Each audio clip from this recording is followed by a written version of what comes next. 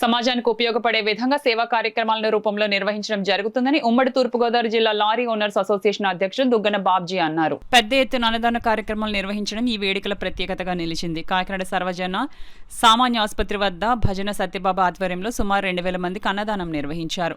జగన్నాథపురంలోని జనావళి వృద్ధుల ఆశ్రమంలో కొండమూరు గంగాధర్ ఆధ్వర్యంలో వృద్ధులకు భోజన సదుపాయం కల్పించగా, కల్పన సెంటర్ సమీపంలో మహర్షి సాంబమూర్తి వికలాంగుల పాఠశాలలో గొల్లపల్లి రాము ఆధ్వర్యంలో అన్న వితరణ కార్యక్రమం నిర్వహించారు. సాధారణంగా ప్రతి సంవత్సరం బాబ్జీ జన్మదినం సందర్భంగా నిర్వహించే రక్తదాన శిబిరాన్ని ఈసారి విరమించుకోవడం గమనార్హం. దీనిపై అభిమానులు వివరణ ఇస్తూ, ప్రస్తుతం కాకినాడ ప్రభుత్వ ఆసుపత్రిలో మేము సైతం సంస్థ ద్వారా 2 వాలంటీర్లు 24 గంటల పాటు సేవలు అందిస్తున్నారని తెలిపారు.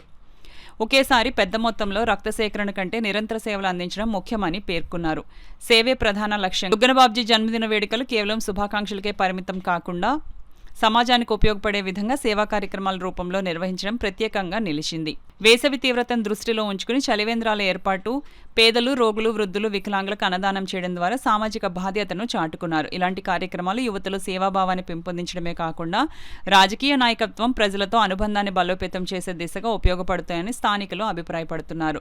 ఈ కార్యక్రమంలో వెళ్లా బాబ్జీ, కొండమూరి గంగాధర్, భజన సత్యబాబు, వరద దొరబాబు, గొల్లపల్లి రాము, సానా నాగేశ్వరరావు, జాకిర్ హుసేన్, కలగా పురుషోత్తం, గ్రంథి రామారావు, పెద్ద సంఖ్యలో దుగ్గన బాబ్జీ అభిమానులు, యువత పాల్గొన్నారు.